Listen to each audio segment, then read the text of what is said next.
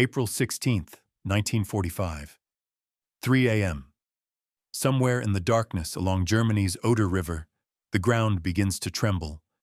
9,000 Soviet artillery guns suddenly come alive, unleashing 500,000 shells within 30 minutes upon German positions. Then, as if dawn had arrived hours early, 143 powerful searchlights flare to life. Their beams pierce through the smoke-filled night. Behind this wall of fire and light, nearly 1 million Soviet soldiers and 3,000 tanks stand ready to strike the last major obstacle between them and Berlin, the Seelow Heights, a modest ridge barely 90 kilometers from Hitler's capital. You may have heard the story of 800 T-34 tanks breaking through Germany's final line of defense. But here the story becomes far more compelling. That number, 800, doesn't refer to attacking tanks. It refers to the ones lost. According to sources citing the memoirs of Marshal Ivan Konev, the Red Army lost roughly 800 tanks in the battle for Berlin, equivalent to 4 or 5 entire armored divisions. Modern archival research reveals the losses were even higher. Nearly 2,000 tanks and self-propelled guns destroyed during the whole operation. So what really happened on the Seelow Heights? How did Soviet armored forces break through at such a tremendous cost? Why did hundreds of tanks burn on those slopes over just 4 days? The answers uncover a story far more complex and far more gripping than any simple tale of a Soviet steamroller crushing Nazi desperation. In the next few moments, we'll journey through the largest tank battle fought on German soil, examining tactical innovations and catastrophic missteps, advanced technologies and desperate improvisations, and a defensive strategy so brilliant it almost succeeded, yet ultimately failed before sheer offensive might. This isn't a simple story of good versus April 16th, 1945. 3 a.m. Somewhere in the darkness along Germany's Oder River, the ground begins to tremble. 9,000 Soviet artillery guns suddenly come alive, unleashing 500,000 shells within 30 minutes upon German positions. Then, as if dawn had arrived hours early, 143 powerful searchlights flare to life. Their beams pierce through the smoke-filled night. Behind this wall of fire and light, nearly 1 million Soviet soldiers and 3,000 tanks stand ready to strike the last major obstacle between them and Berlin, the Seelow Heights, a modest ridge barely 90 kilometers from Hitler's capital. You may have heard the story of 800 T-34 tanks breaking through Germany's final line of defense. But here the story becomes far more compelling. That number, 800, doesn't refer to attacking tanks. It refers to the ones lost.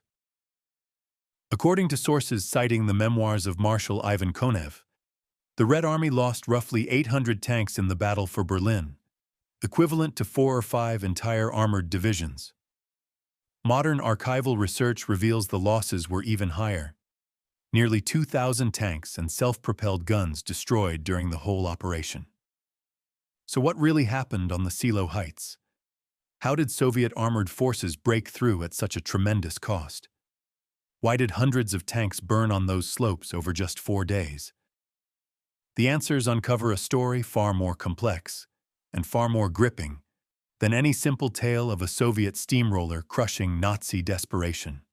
In the next few moments, we'll journey through the largest tank battle fought on German soil, examining tactical innovations and catastrophic missteps, advanced technologies and desperate improvisations, and a defensive strategy so brilliant it almost succeeded, yet ultimately failed before sheer offensive might.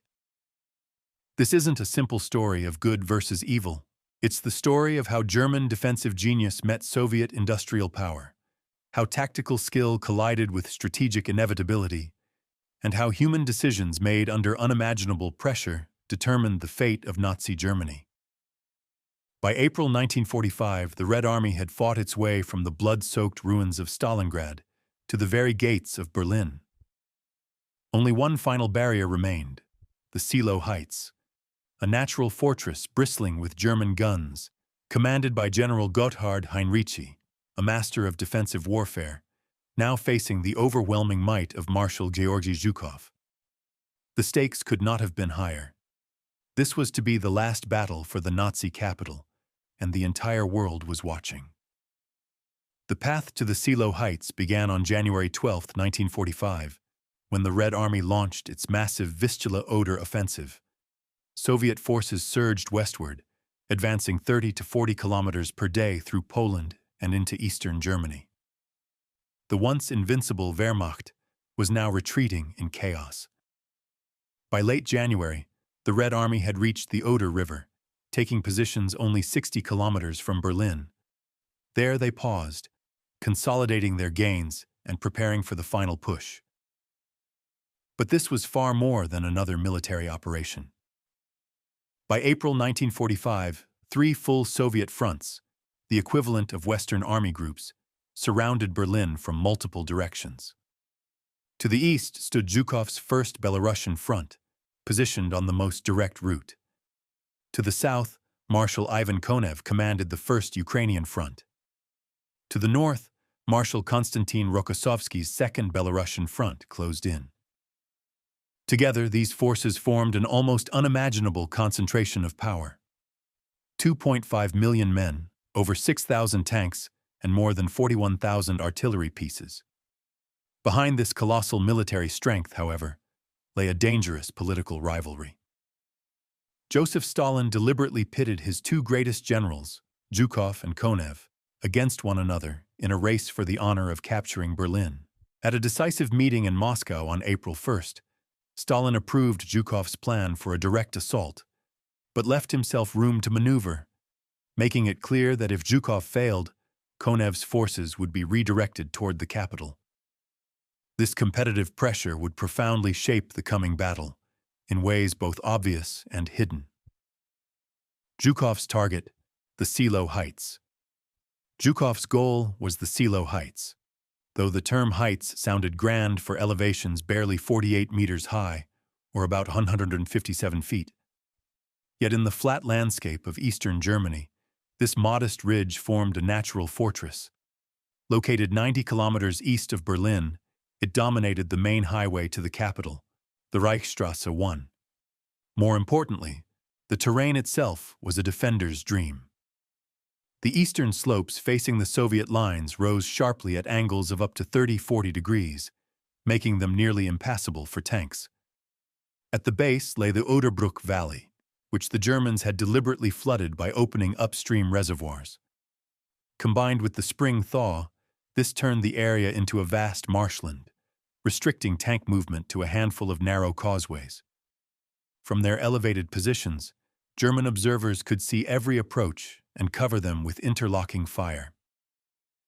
On March 20th, Hitler made one of his last competent military decisions, appointing General Gotthard Heinrici as commander of Army Group Vistula. Heinrici, described by his subordinates as a small but hard bastard, was Germany's foremost defensive specialist. While other generals still fantasized about counterattacks and Wunderwaffe, Heinrici dealt in grim realities.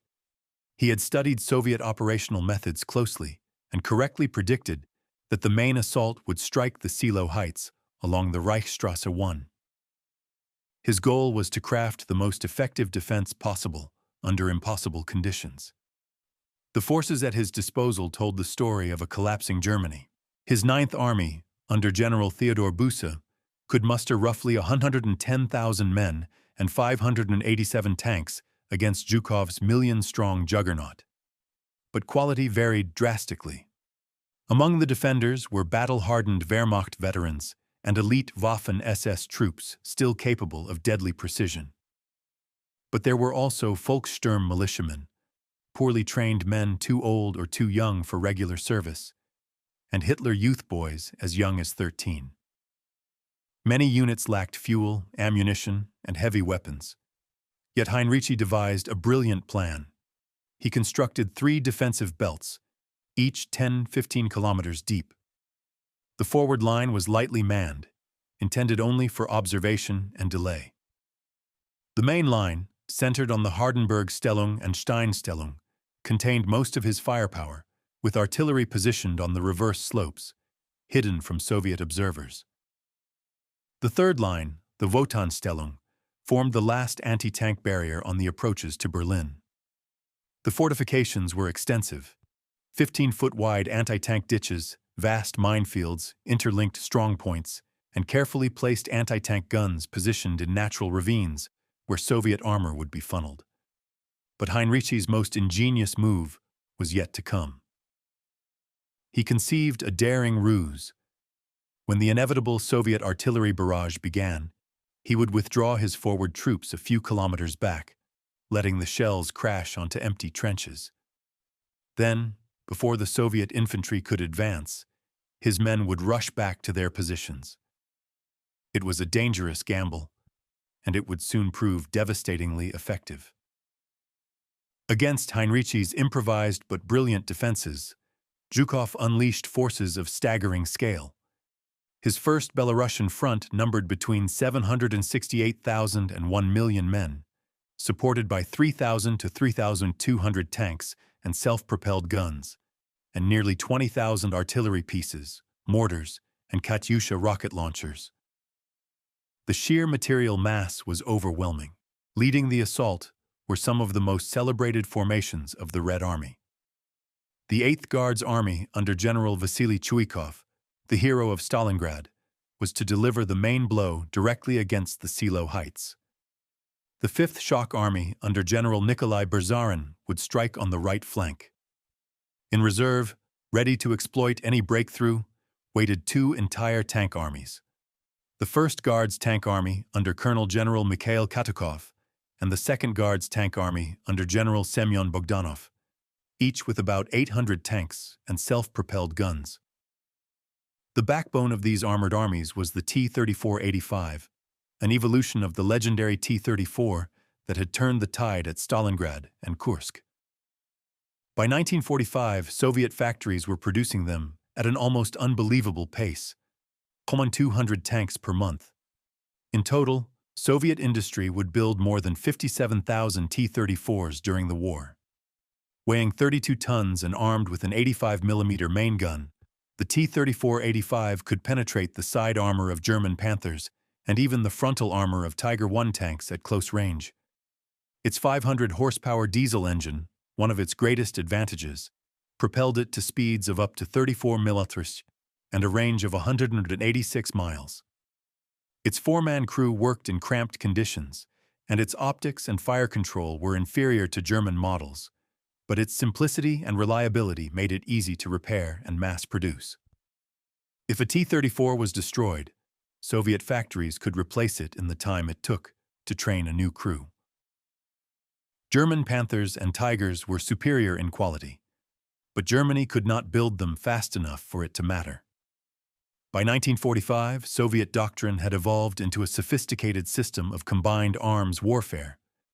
Each infantry battalion received support from light self-propelled guns, Su-76, heavy assault guns, ISU-152, for fortifications, engineers, mortars, and divisional artillery. Assault teams of 6 to 8 soldiers had specialized roles, and tank crews operated closely with infantry riding on their hulls, ready to dismount and engage enemy troops. Soviet deep operation theory dictated the sequence: massive artillery preparation to shatter defenses, infantry to breach the line, and armored forces to pour through and strike deep into the enemy's rear, destroying command posts and cutting supply lines. It had worked brilliantly in earlier offensives. Zhukov saw no reason it would fail again. For the assault on Silo Heights, Zhukov planned a 2-phase operation. First, Chuikov's 8th Guards and Berzarin's 5th Shock Armies would blast open the defenses with overwhelming fire and manpower. Once a breach appeared, the tank armies would drive through toward Berlin, only 90 kilometers away. To ensure success, Zhukov ordered an unprecedented artillery bombardment, 1.2 million shells, totaling 98,000 tons of explosives, to rain upon the German lines. But he had one more innovation, something never before attempted on such a scale. He ordered 143 massive searchlights, normally used for Moscow's air defenses, to be positioned along the front.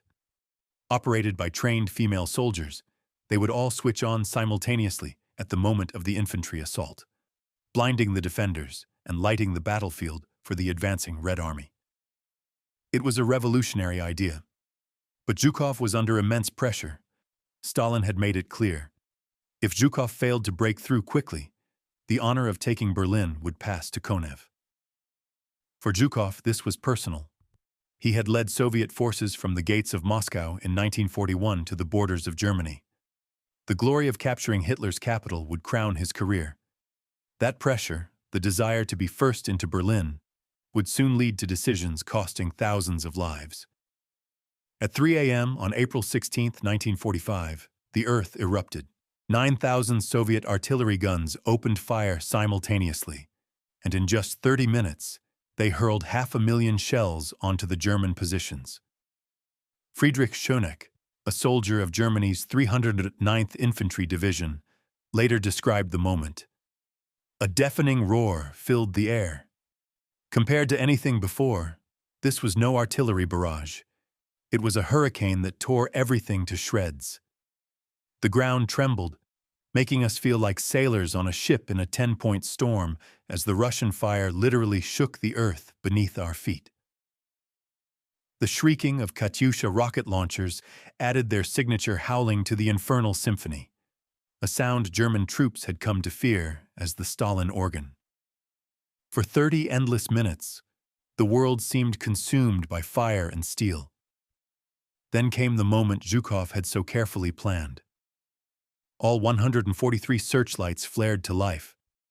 Their beams cut through the darkness like an early dawn, and everything went wrong. The immense bombardment had kicked up vast clouds of dust, smoke, and debris that now hung over the battlefield.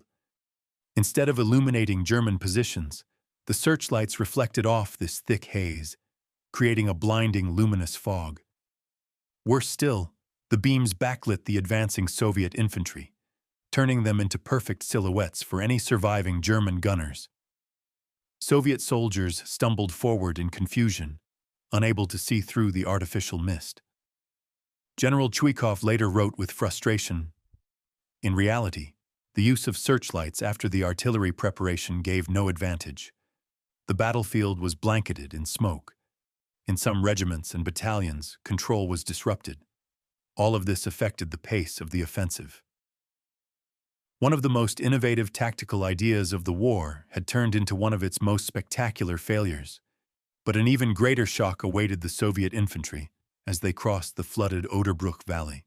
They advanced expecting shattered German defenses, defenders dead or stunned by the bombardment, resistance broken. Instead, they were met by intact German forces, firing back with disciplined fury. The Germans were waiting, alert, and ready. What the Soviets could not have known was that Heinrici had played his gambit perfectly. On April 15th, German intelligence had captured Soviet prisoners who revealed the exact time and date of the coming assault. Armed with this knowledge, Heinrici ordered his forward troops to withdraw 8 to 10 kilometers the night before the attack. The massive Soviet barrage, for all its power, had landed mostly on empty positions. A Soviet artillery commander later admitted bitterly, "They pulled their troops back a good 8 kilometers. Our guns fired at everything, except the enemy." As soon as the barrage ended, German troops rushed back to their lines, reoccupying their trenches just in time to meet the Soviet assault head-on. It was a defensive masterstroke, flawlessly executed. Soviet forces advancing through the swampy Oder Valley were now trapped on narrow roads, exactly as Heinrici had intended. When they reached the untouched second defensive line, they faced a wall of fire. At the Werbig railway station, a group of Tiger tanks, immobilized for lack of fuel but still armed and deadly, joined with anti-aircraft guns firing horizontally into the attacking troops, creating a lethal crossfire. In this single engagement, nearly 90 Soviet tanks were destroyed, their burning hulks marking the limits of the advance. Accounts from the battle describe how the first wave of around 50 T-34s was annihilated by rockets, mines, and Panzerfausts before even reaching the slopes of the heights. Tank after tank erupted in flames or ground to a halt, its tracks torn apart by mines, its turret blasted off by German anti-tank guns. Then Zhukov made a critical mistake. His plan called for the tank armies to remain in reserve until a clear breakthrough was achieved. But as the morning dragged on and the infantry's progress stalled, Zhukov made a fateful decision. He ordered the 1st Guards tank army into battle immediately, to add its strength to the assault. In theory, this should have smashed through the defenses. In practice, it created chaos. The roads through Silo and the flooded valleys simply couldn't handle the massive traffic. General Katakov later recalled, "Every street and crossroads in Silo was jammed with vehicles, tanks, and self-propelled guns. Enemy artillery was still shelling the town. Tanks, infantry carriers, supply trucks, and artillery all piled into enormous traffic jams. As German guns poured fire into the bottlenecks, coordination between infantry and armor collapsed. Some Soviet commanders complained that tanks advanced with hatches closed, refusing to cooperate with the infantry, while foot soldiers struggled through the mud as armor clogged the roads. Those tanks that did reach the base of the Silo heights now faced a nightmare. The steep slopes, rising up to 40 degrees, were nearly impassable. Colonel Amazasp Babajanyan of the 11th Guards Tank Corps described how tanks were forced to maneuver around cliffs and gullies, only to find themselves funneled into deadly kill zones. German anti-tank guns, carefully hidden on reverse slopes, fired with surgical precision, tearing Soviet armor apart. General Katakov, watching his tank army bleed out, put it bluntly. Anyone who tried to rush forward burst into flames instantly, because an entire enemy artillery corps stood waiting on those heights. Tank after tank, each carrying a crew of 4, went up in fire on the slopes. The stench of burning diesel, molten steel, and human flesh hung heavy over the battlefield. By noon, after 9 hours of brutal fighting, Chuikov ordered a temporary halt. Fresh artillery was brought up for a renewed attack at 2 p.m. But the results of the first day were painfully clear.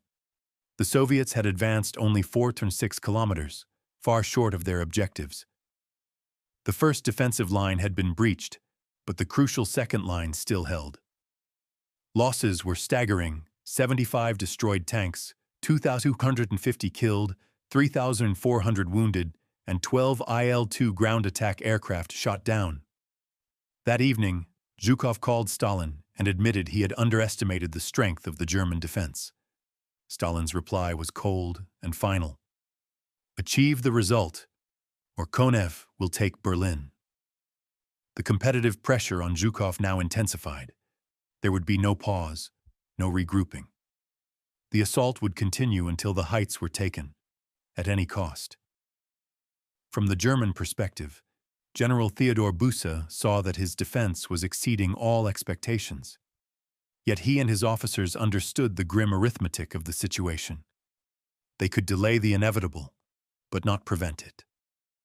Their reserves were being committed piecemeal, ammunition stocks were running low, and against 1 million attackers, his 110,000 defenders, however skillful, could hold only for so long. The second day began with another devastating artillery preparation. For 30 minutes, Soviet shells rained down once more on the German lines. Then, with grim determination, the Red Army attacked again. Gone were the experimental tactics and clever innovations of the first day. This was now a war of attrition, throwing enough soldiers and tanks at the defenses until something finally broke. Slowly, relentlessly, the weight of numbers began to tell. The 11th Guards Tank Corps broke through the second defensive line on a narrow 6-mile front. Soviet troops advanced another 4 to 8 kilometers in different sectors, smashing through German positions by sheer mass. But every meter was bought with blood and burning steel. The disparity in tank quality became painfully evident in the ferocious tank battles that followed. Near the village of Dolgolin, half a dozen Tiger tanks engaged 3 times their number of T-34s. The result was brutally one-sided. As one account describes, the Tigers dominated the duel with ease, turning nearly a dozen T-34s into smoking wrecks. The 2nd Battalion of the Panzergrenadier Regiment Kurmark held Dolgelin against overwhelming odds until April 18th, testimony to the tactical brilliance and discipline of the veteran German units. Yet even as they achieved these small tactical victories, the German tankers understood the strategic truth. Every T-34 they destroyed would be replaced within days. Every Tiger they lost was irreplaceable. They were winning battles, but losing the war. By April 18th, General Busse called the situation critical. German lines were starting to fracture, not everywhere, but in key sectors. The 9th Parachute Division simply disintegrated. Artillery Commander Wohler reported, "Men are running like mad. Even the threats of officers with drawn pistols can't hold them in line." Such was the desperate reality of Germany's position in April 1945. Elite SS tank battalions still fought with deadly skill, but beside them stood exhausted Wehrmacht veterans, undertrained Volkssturm militia, and terrified Hitler youth boys who had never seen battle. That same day, near Reichenberg, German forces achieved what should have been a crushing success. The 11th SS Tank Battalion and 503rd Heavy SS Tank Battalion, equipped with Tiger II Königstiger tanks, the most powerful in the war, engaged Soviet armor in open terrain. In a single day's fighting, they destroyed at least 50 Soviet tanks. It was a tactical masterpiece and a strategic irrelevance. The Soviets could afford to lose 50 tanks. The Germans could not. Throughout this period, Nazi propaganda trumpeted the Panzerfaust, the handheld anti-tank grenade launcher, as a miracle weapon destroying Soviet tanks by the hundreds. The reality, revealed in Soviet combat reports, was starkly different. In February 1945, only 2 of 160 lost Soviet tanks, barely 0.5%, were destroyed by Panzerfausts. In March, just 7 of 122. The shaped charge warhead often bounced off the T-34's sloped armor, and its effective range was so short that users exposed themselves to return fire. Yet the psychological effect was real. Soviet tankers feared the Panzerfaust, with good reason. In the urban battles ahead in Berlin, the weapon would prove far more effective. But here, on the open terrain of the Seelow Heights, it remained a secondary threat compared to German anti-tank guns and armor. Germany's desperate situation was clear from those carrying the Panzerfausts, Volkssturm men in their 60s, and Hitler youth boys as young as 12. The weapon was simple enough for a child to use, and powerful enough to theoretically kill a tank.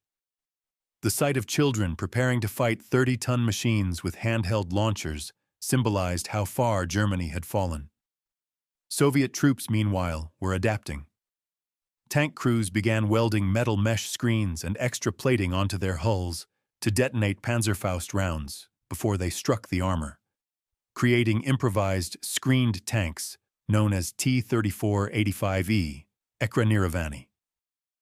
These field modifications had limited effectiveness, but demonstrated Soviet ingenuity and flexibility under fire. Coordination between branches of the Red Army, so poor on the first day, now improved rapidly. Tanks, infantry, and the massive ISU-152 assault guns began to work together more effectively. These monstrous 152mm guns could rip the turret off a Tiger tank or demolish reinforced bunkers. Even their presence had a terrifying psychological effect on German defenders. More importantly, Soviet forces started bypassing the strongest German positions rather than assaulting them head-on. On the northern flank, threats of encirclement emerged. German corps lost communication under relentless pressure. By the evening of April 18th, the once solid German line had become a patchwork of isolated strongpoints. At dawn on the 4th day, the final German defensive line came under crushing attack from fresh Soviet units constantly being fed into battle. The defenders were spent. Ammunition was nearly gone. Every gun, every tank, every man lost in the previous 3 days was irreplaceable. The breakthrough, when it came, was not a dramatic rupture, but a gradual collapse. The 5th Shock Army and 2nd Guards Tank Army, finally committed from reserve, punched through the weakened German front between Riesen and Blindow, opening a 15-mile gap. The German 9th Army, which had fought so skillfully for 4 days, was now split in two. Between them and Berlin stood only scattered remnants of shattered formations. In the Prutzhagen forest, the final collapse took on a nightmarish tone. Columns of T-34s burst through gaps in the German line and clashed with infantry hiding among the trees. Soviet tanks fired high-explosive shells into the woods, setting the forest ablaze. Battle reports describe an inferno sweeping through the trees, with many German soldiers burned alive. It was the death cry of the 9th Army's left flank. Behind the Soviet advance, over 200,000 German troops were trapped in what would soon become the Halbe Pocket. The cost of the 4-day Battle of Seelow Heights was staggering. Estimates of Soviet casualties vary, between 10,000 and 33,000 killed and wounded. Historians Max Hastings and Antony Beaver placed the figure around 33,000, while Alexei Asayev, using archival data, suggests around 20,000 total casualties, including 5,000, 6,000 killed or missing. Tank losses were catastrophic, between 727 and 740 Soviet tanks destroyed in just 4 days. Each represented a 4-man crew. Roughly 3,000 tankers killed, wounded, or captured. German losses were also heavy, 12,000 casualties, and most of their remaining armor destroyed. General Buss's assessment was both proud and bitter. A great defensive success, given the disparity of forces, but a defeat nonetheless. His men had held off an enemy 10 times their strength for 4 days, making the Soviets pay for every meter of ground. But the outcome was never in doubt. That evening, Zhukov gave General Katakov a new order. The 1st Guards Tank Army will lead the way into Berlin. The tank armies were told to advance. The race to Berlin, just 90 kilometers away, had begun. Only scattered German resistance remained in their path. The breakthrough at the Seelow Heights opened the road to Berlin, but the cost was staggering. Historians still debate the true scale of Soviet losses. Estimates range from 10,000 to 33,000 casualties. Most agree on roughly 30,000 killed and wounded. Tank losses reached at least 727 vehicles, perhaps more than 740 within 4 days. About 3,000 crewmen killed, wounded, or captured. German losses were smaller in absolute numbers but disastrous in effect. Around 12,000 casualties and the virtual destruction of their remaining armored forces. The assessment by General Busse was both proud and resigned. We held off an enemy 10 times our strength for 4 days. We made them pay for every meter, but it could not change the end. That evening, Zhukov ordered Katakov's 1st Guards Tank Army to lead the charge toward Berlin. The final offensive began. By April 20th, Hitler's birthday, Soviet artillery was bombarding the center of Berlin. A day later, Soviet tanks entered the suburbs. Konev's 1st Ukrainian front was closing from the south, and by April 23rd, the capital was encircled. The next day, Zhukov's and Konev's forces linked up, sealing both Berlin and the remnants of the German 9th Army inside the trap. Without the breach at Seelow, the war might have dragged on for weeks or months longer, with immeasurable civilian losses. With it, the end was in sight. 16 days after the attack on the heights began, on May 2nd, Berlin surrendered. Looking back, military historians still ask why the Soviet victory came at such a terrible price. The answers reveal enduring truths about warfare, tactics, and the nature of Germany's final struggle. Heinrich's defense was, by any professional standard, brilliant. He predicted the direction and timing of the attack accurately. His withdraw and return ruse saved countless lives and neutralized much of Zhukov's artillery barrage. His 3-tiered defensive depth forced the Red Army to fight through layer after layer of prepared positions rather than achieve a single breakthrough. His use of terrain was masterful. The flooded valley, the steep slopes, the narrow ravines all funneled Soviet armor into kill zones. Reverse slope artillery positions protected the guns from direct fire and observation. Every aspect maximized the defender's advantage and inflicted maximum losses on the attacker. To hold for 4 days against a 10-to-1 force, inflicting more than 30,000 casualties and destroying 700 tanks, was a masterclass in defensive warfare. Yet Zhukov's tactical errors undeniably contributed to the slaughter. The searchlight experiment, one of the war's boldest innovations, collapsed spectacularly. His premature commitment of the 1st Guards Tank Army produced traffic jams that crippled coordination precisely when it was most needed. The massive artillery preparation, though impressive, was predictable. As General Vasily Kuznetsov later remarked, "We followed the textbook, and by now the Germans knew our textbook by heart." Above all, Zhukov's choice of a frontal assault instead of flanking the heights from north or south has drawn lasting criticism. Critics argue that a flanking maneuver would have achieved the same strategic goal with far fewer losses. Zhukov defended his decision after the war, claiming that the frontal attack pinned the German Ninth Army in place, preventing its withdrawal to reinforce Berlin's defenses. Destroying the enemy on the heights, he said, served a greater strategic purpose, to ensure those forces could not defend the capital. A northern flank attack, he argued, would have exposed his own flank to counterblows. This debate over Zhukov's methods reflects a broader critique of Soviet command culture. That its generals, Zhukov foremost among them, often showed ruthless disregard for human life, preferring mass assaults to subtle maneuver. Did Zhukov's personal ambition to reach Berlin first outweigh the lives of his men? Could the same result have been achieved with fewer dead? The questions remain open. Yet these tactical arguments may miss the larger truth. The arithmetic of industrial warfare made Soviet victory inevitable, whatever the tactics. Consider the tank losses alone, around 727 at Silo. Soviet factories produced that number in less than 3 weeks. Germany could not. The Wehrmacht could win local battles, destroy Soviet tanks 5-to-1 or 10-to-1, and still lose the war of attrition. Technological comparisons tell the same story. German tanks were superior in dual combat, with better optics, armor, and guns, but the T-34's diesel engine was more reliable, less flammable, and easier to maintain. Its simple design kept Soviet armored forces operational and replaceable.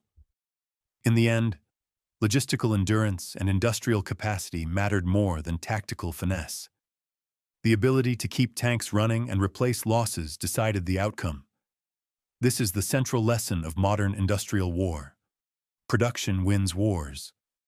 The Soviet Union's ability to build 1-200 tanks per month, absorb losses that would cripple any other army, and sustain offensives through sheer material weight proved decisive. The human dimension adds another layer of complexity. German defenders fought with uneven effectiveness.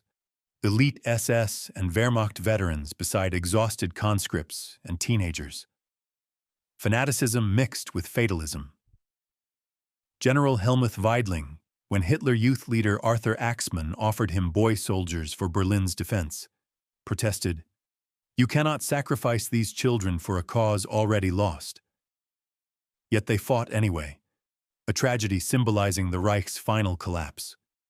The Red Army's motives were equally powerful.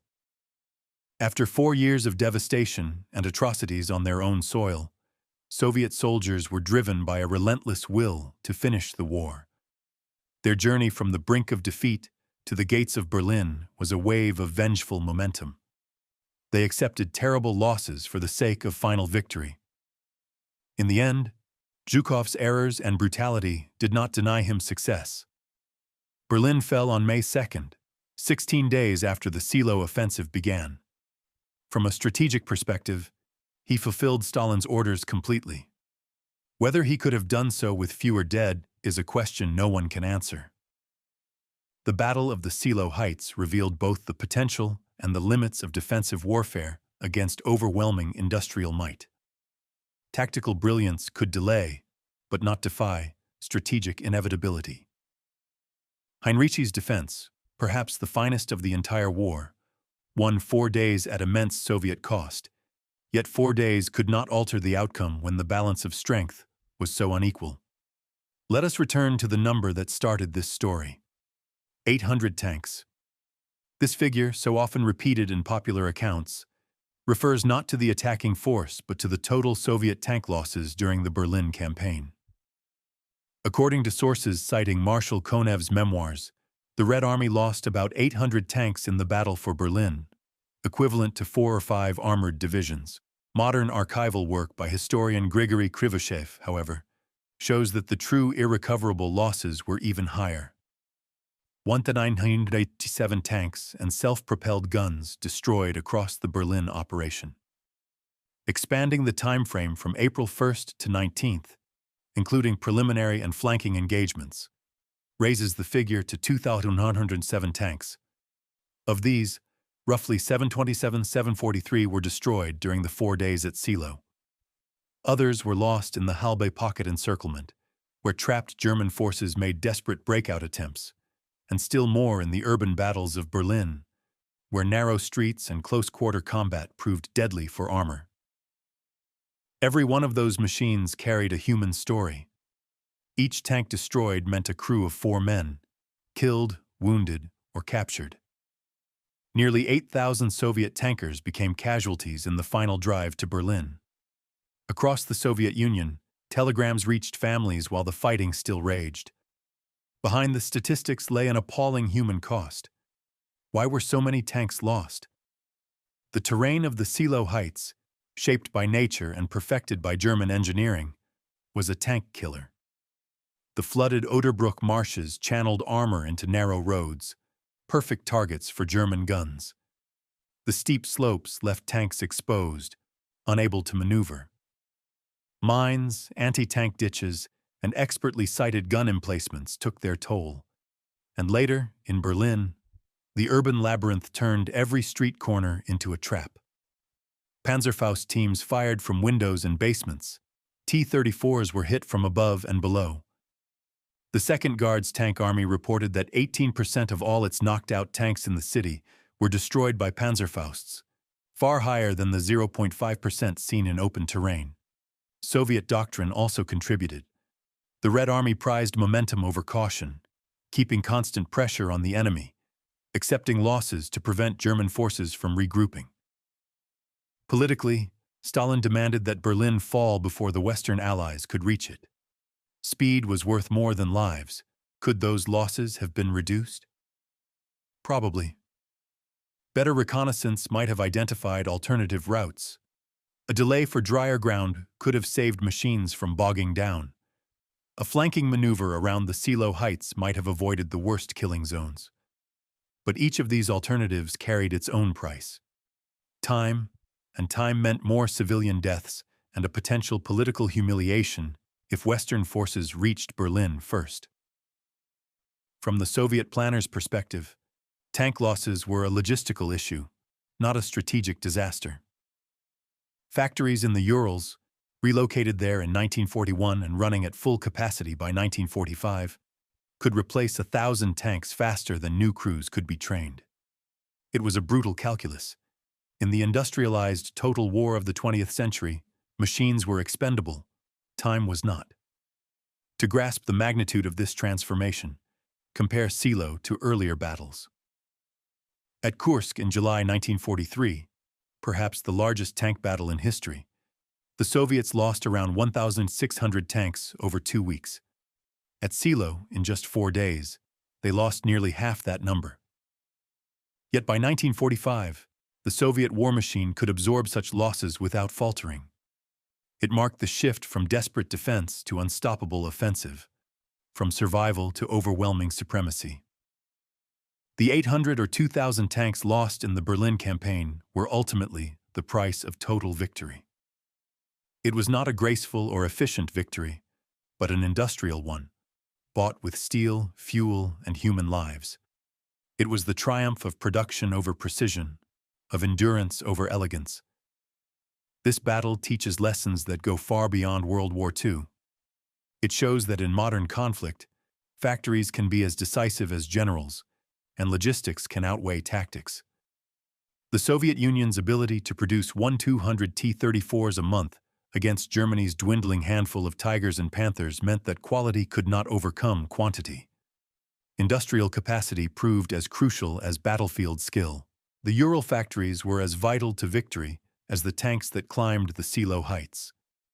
It also demonstrates how the Red Army evolved from the disorganized, inflexible force of 1941 into a highly coordinated system by 1945, integrating tanks, infantry, artillery, engineers, and air support in complex, multi-branch operations.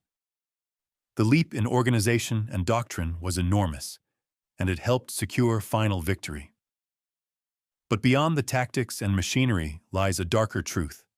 Even the most brilliant defense cannot withstand overwhelming numbers. Heinrich's four-day stand was one of the finest defensive efforts in military history. Yet professionalism could not overcome the raw weight of an opponent who could replace every loss faster than it could be inflicted. The human cost remains sobering. Over 30,000 Soviet casualties at Silo, 12,000 German dead and wounded, and perhaps more than 125,000 civilian deaths in the wider Berlin operation. Boys of the Hitler Youth, some barely 12 years old, fought Soviet tanks with hand weapons in defense of a regime already doomed. Tragedy touched every side in those final days, raising questions that still resonate. Could the end have come sooner, with fewer lives lost? Viewed across the full arc of history, the Silo Heights encapsulate the entire trajectory of the Eastern Front. In 1942-43, Soviet troops defended Stalingrad against a German onslaught. By 1945, they were the ones storming Germany's final defensive line. That reversal, achieved in barely 3 years, stands as one of history's greatest military transformations. The personal journeys of commanders like Vasily Chuikov, from the ruins of Stalingrad to the streets of Berlin, mirrored the Red Army's path, from desperation to dominance. The popular myth of 800 heroic T-34s breaking through the last German line oversimplifies a far deeper reality. The truth is one of mass, endurance, coordination, and unimaginable cost. Thousands of tanks, millions of soldiers, and the grinding machinery of total war. For students of military history, the Battle of Silo Heights remains a case study in the eternal balance between quantity and quality, tactical victory and strategic success. It forces us to confront questions about acceptable losses and the political pressures that shape military decisions. It underscores the supremacy of logistics and production in modern warfare, and reminds us that even victorious battles carry horrific prices. In the end, there were no simple heroes or villains on those slopes. German tactical brilliance served a monstrous regime, while Soviet industrial power crushed it, but at immense human cost. Understanding this complexity, studying primary sources, and resisting simplified myths helps us grasp not just what happened, but why it happened and what it means. The Battle of Silo Heights was not merely about tanks and tactics. It was about industrial systems, strategic decisions, political pressure, personal courage, human suffering, and the final collapse of the Third Reich. Those 4 days in April 1945 were the last chapter of Europe's war, a chapter written in fire and steel, blood and resolve, tactical brilliance, and strategic inevitability. The lessons remain timeless. The human stories deserve remembrance, and the historical truth, however complex, matters more than any myth.